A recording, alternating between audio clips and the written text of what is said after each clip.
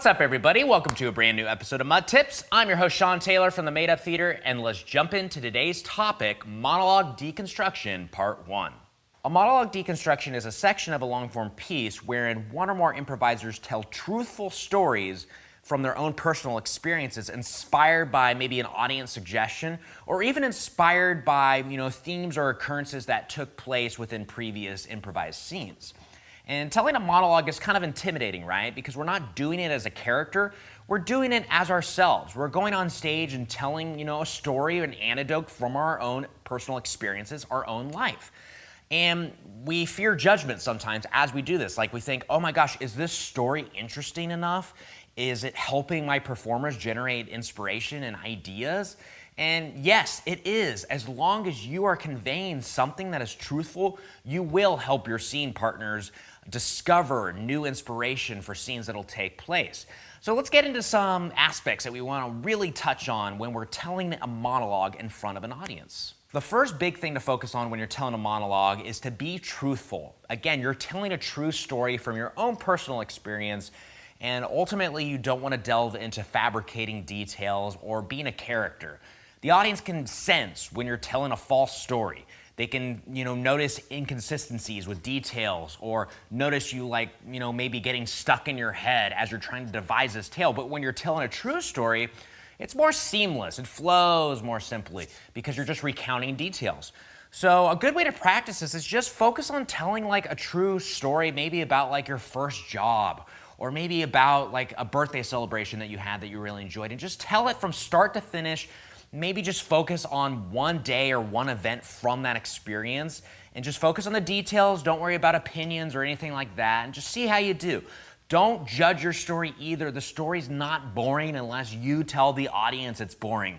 Be truthful, be excited, and invested. Another really big thing to focus on when you're telling a monologue is to present strong stage presence, because we as an audience can get very easily distracted by unnecessary movements on stage that are usually a result of nervous energy. Like people sway back and forth sometimes, or maybe they just move their hands kind of randomly. Looks like we're solving a Rubik's Cube, but we're really just presenting, nervousness. And we want strong stage presence. We want to look comfortable. And the best thing to go about this is to, first of all, have your feet planted in the ground, okay? Imagine they're in concrete and they cannot be removed from the concrete unless you make a deliberate choice to move. Maybe make a choice to move to a different part of the stage to kind of show a transition to a new moment, or you choose to sit down for a moment. Make them simple movements, but again, they're deliberate motions, okay? Try to have your feet slightly bent too, because when we're stiff, it's not comfortable. We feel tight, and thus the energy feels tight in us, and releasing it doesn't flow out of us. It just kind of comes out like this, We feel like Tin Man on stage. And another big thing is with your hands, Use your hands, limit the use of them, okay? Don't make them don't feel like you have to reenact and pantomime everything in your story, because that's also distracting. If anything, use it as a way to express parts of the story. Pointing like that, or like this, or like this, hands up in the air to kind of show a moment of what the heck, Keep it simple. Don't focus on overusing your hands or even overusing your body, because we don't want to get lost in the story, and we can sometimes get lost in the movement. So keep it simple and keep it confident. The next part is about just jumping into the story and just starting to tell it, which is the most intimidating part, because a big fear that I have as well sometimes is getting that suggestion and thinking, oh my gosh, I don't have a story. I don't have a story about a lizard. I don't have a story about Cancun, right? But think of the suggestion as inspiration, and there's a few ways to go about using that inspiration. The first way to be inspired is to just start with an opinion. If you get the suggestion of lizards, give an opinion about lizards. Why do you like lizards? Why do you dislike them? What do you admire about them? Because that can lead to a story. You might think, wow, I really like watching lizards just kind of chilling on rocks, They seem so peaceful and at peace. And then as I start telling this monologue, I can jump into maybe a moment where I felt super at peace with myself. Or maybe quite the opposite. Maybe I'm I work at a job where I don't feel, super at peace. I'm stressed out all the time and I wish I could be a lizard. And then jump into some details about your job or about the peace that you have in a certain moment. that's a great way to find a story, and it all came through an opinion that started with lizard. So I'm going to practice doing a monologue right now where I'm going to get a suggestion from my app, Sakyo, in just a moment. And I'll start with an opinion and then see if I can discover a concrete and true tale that relates to my own personal experience. It might take some time, might take some bantering, take all the time you need, but let's see what happens. I'll bring out my handy dandy app Sakyo and just kind of click around. I don't know, I'm just going to click a bunch of random stuff, just see what happens. That's my suggestion. It's zoo, okay? So zoos, an opinion about zoos is, I've been to zoos a few times. I generally don't go as an adult. They're cool when you have like children there with you, like my niece and nephew. I think that zoos are fun because it's something that they're experiencing for the first time a lot of times, like seeing these big, magnificent animals in their own like personal environment. And it's kind of cool to be with them for that experience. Like I remember when I actually was with my niece for her personal experience going to Disneyland for the first time. And it was really cool. Like she got to go do the Princess Boutique, I think it's called, where they get dressed up as a Disney princess and they get to go meet all the Disney princesses. And I remember like it kind of transported me a little bit to being a kid where I got a little drunk, but I was like super excited. I was being a little loud and obnoxious, but I was just excited about my niece experiencing something cool and kind of magical for the first time.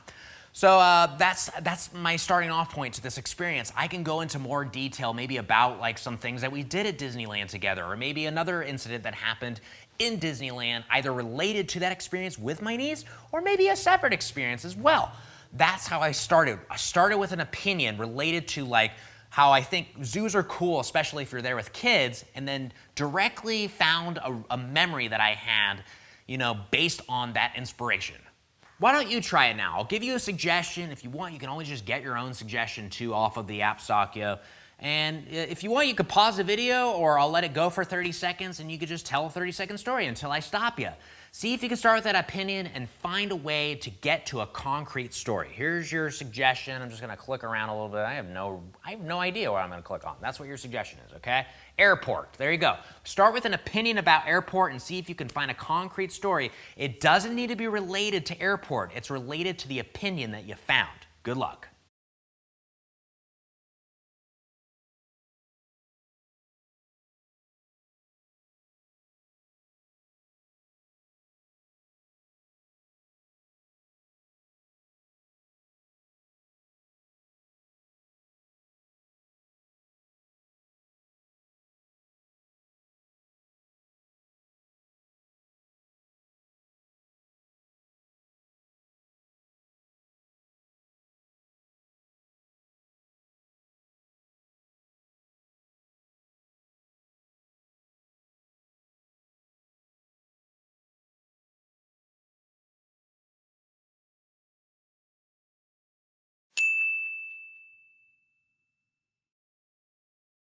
Awesome, how'd you do? Opinions are things that we all have them, right? We can always have an opinion about anything out there, even if we don't have a personal experience. So use an opinion to start a story and see if you can find a story along the way. You'll find it. And another way to find a story is by using the suggestion as a bridge to other things. I've seen this done a ton of times where the person on stage gets a suggestion and they say, oh, this suggestion makes me think of blank, which makes me think of blank, and that makes me think of blank, and then they arrive at a story. They find multiple bridges until they get to a territory where they have some knowledge in. So I'm going to practice doing that right now. I'm going to break out my handy dandy app, get a suggestion, and use bridges to find a story. Let's see how I do. That's my suggestion, backstage. Great. Backstage makes me think of, a concert. And concerts make me think of, one of my favorite musicians, Bruce Springsteen. And that makes me think of a concert that I went to, I think like 2007. I'd seen a ton of Bruce Springsteen concerts, I think like 8 or so. And obviously he had gone more towards like the east side of the country. And I was like, man, I really want to go see another one. I was actually at Santa Cruz Boardwalk. And I was just kind of like down. I was like, I want to go see another concert. So I was like, screw it, I'm going to go fly over there. So I actually bought a ticket to go to Nashville, and I saw a concert there. And it was really cool because I was like in the pit, really close to him, to the point where during the concert I actually was able to grab his arm, and it was really sweaty. So that's how I jumped into that story. I started with backstage, worked my way up to a concert, and then I drew on a personal experience I had at a Bruce Springsteen concert. I have a lot of vivid memories about that event, so I can keep going on. Like, you know, my urge to having to use the bathroom but not wanting to leave my spot in the pit because it was such a good position, but I was also too shy to ask somebody to maybe hold my spot. Or also an experience I had at the hotel where I was really hungry, but I couldn't use the drive-thru at our local Wendy's because I didn't have a car, obviously, so I had to go eat terrible food at 7-Eleven. There's a few things I can clinch onto during that recount of that story, but it all started by building a bridge and getting to a spot where it's like, yeah, I could talk for hours about this. Great, you try it out now, okay? Again, you can get your own suggestion. I'll give you one right here, and I'll let it go for 30 seconds, and if you want, you can pause it to go longer. Up to you. You do you. Okay, so I'm going to give you a suggestion right here, and that's your suggestion. Your suggestion's outer space, okay? We probably don't have a story about outer space because none of us have been to outer space, but you can use bridges to get to a spot where you're good with, okay? Go for it.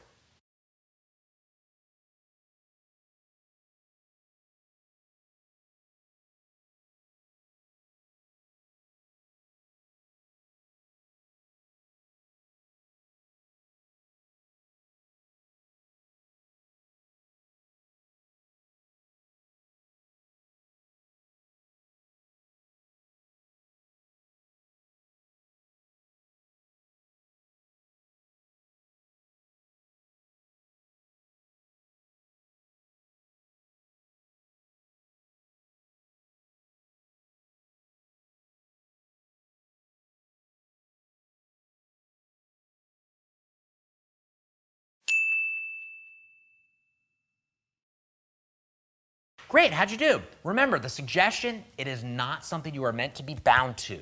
You have creative freedom, okay? It is just a jumping off point, so use bridges to get to a place where you feel comfortable. And that concludes this episode of MUT Tips, everybody. Thank you so much for checking it out. The next video is gonna focus on actually being inspired by these monologues and using the content from them to initiate scenes that are fully improvised. It's gonna be a lot of fun. Let's check it out next week.